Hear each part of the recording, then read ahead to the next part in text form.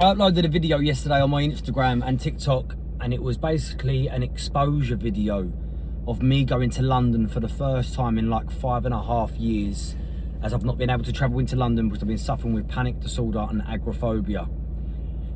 And the response from that video has been absolutely unbelievable, and I feel obliged to help people in some way, or just show people that we can do things. And just want to make this video to basically like share a little bit about my story and what happened. So like 5.5 years ago, I had a panic attack in a traffic jam, and I was like 30 minutes away from home. And then when I got home that day, I was very scared, you know, all of them feelings, really like sensitized, and didn't know what was happening with me. And then lockdown come. And then lockdown was actually okay for me because I didn't have to go nowhere, didn't have to do nothing. And then when lockdown ended, wow, at certain points I couldn't even leave my front door. I couldn't be at home on my own. If either my mum or dad were going to work or going away, I'd have panic attacks and have to go sit with another family member. Other people flying away used to trigger me. I couldn't speak to people that were flying away. There was a lot, and it manifested in so many different ways, to certain points of like OCD started settling in. I used to just have loads of these little weird behaviour things that I used to do and stuff like that. And yeah, and my doctor said medication, and I put medication off for absolute years.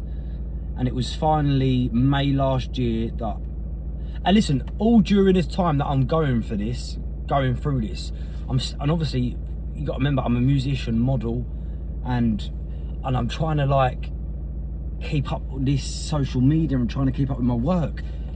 And I was getting so many offers coming in, whether it was a movie offer, a casting offer, a modelling contract, a modelling shoot, a big campaign, record labels want to meet me. And I was having to say no to all of these things because I physically and mentally couldn't do what I wanted to do. So it's hindered me in so many ways. And then still during this time, I had a baby, and when my baby was born, that was like a defining moment for me. I was like, wow, man, I want to do this for her. And then anyways, May last year, I started taking sertraline, and I was petrified of taking medication. When I say petrified, I read up on every worst case scenario. I read up on every single side effect that you could possibly have. And I believed that that was going to happen to me. And it weren't until one day I thought, you know what? I was on the phone to my anxiety coach, Lisa, and I thought, you know what? They prescribed me 25 milligrams, which is the minimal dose. And I was fucking petrified, excuse my French. But what I did is I cut the 25 in half. I took 12 milligrams for a week, no side effects. Then I started on 25 milligrams for a week, no side effects. Then I started on 50 milligrams, and I started feeling a little bit different, feeling a little bit less anxious, a little less like, you know what I'm trying to say? The thoughts weren't as much, the intrusive thoughts weren't there as much. Stayed on that for about 3-4 weeks, 5 weeks, 50 milligrams, still no side effects.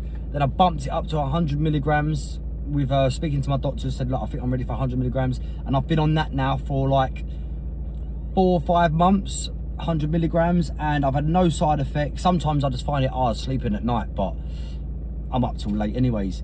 And I just feel like the medication has given me the breathing space to like logically think sometimes. And then, so this year I started doing things, so opportunities start coming my way, and I started saying yes to them.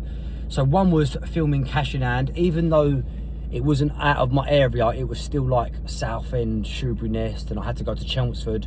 But these places were still far away from me because traffic and distance. It was far away from my safety net. And yeah, so I started doing them, and there was moments where I had bad anxiety, and the anticipation of doing these things really got to me, but I pushed through them. And some days it was harder than others. Some days I had to take a diazepam, which was 2 milligrams.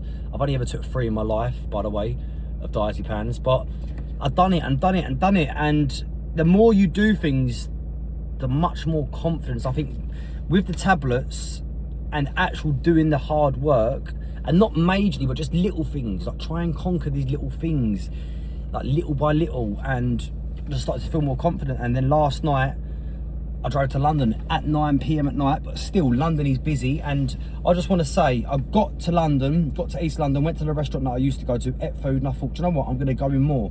So then I drove to Embankment, and there was a slight moment where there was cars in front of me, cars to the side of me, and I panicked a little bit.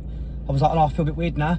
I looked at my brother, I said, I feel a bit weird now. He was like, no, you're sweet. And I literally rushed to my tablets, and I chewed one, diazepam, 2 milligrams, and that was the 3rd tablet I ever took of a diazepam. But within millimetre seconds, the feeling was gone. So it wasn't a tablet that made the feeling gone. I saw the traffic go, and I was so annoyed with myself that I got in that state. But the power behind that is, it come, the quicker it come, the quicker it left, and I didn't overthink why it come. I was like, cool. It come and it went. And then I went on, carried on, parked the car up, got out of London, started walking on the Thames, walked into a boat, had a drink, and I was fine. Usually, I'd white knuckle situations and I'd sit in places and think, I need to get home, I need to get home. I enjoyed it. And on the way out of London, there was fucking loads of traffic and I sat in it. So that was a huge night for me last night. Huge night for me last night. And all I'm doing this video for is to say, I'm gonna start documenting my journey with agoraphobia, even though I'm quite far into it now and I'm right into my recovery. I just want to let people know out there that he's suffering, because I remember thinking, this is going to be me forever. I am not going to be the same man again. I'm never going to be able to travel, never going to be able to get on a flight, never going to be able to do this, never going to be able to do that. And mate, if you would have told me a year ago that I'd been going into London, I would have said, bollocks, I don't want to do it, that's too scary, I don't want to do it. And I've done it last night. So this channel is just going to be like funny stuff, my normal stuff, vlogs and all of that, but I'm going to really showcase my agoraphobia, panic disorder, recovery journey to inspire other people out there that you can recover.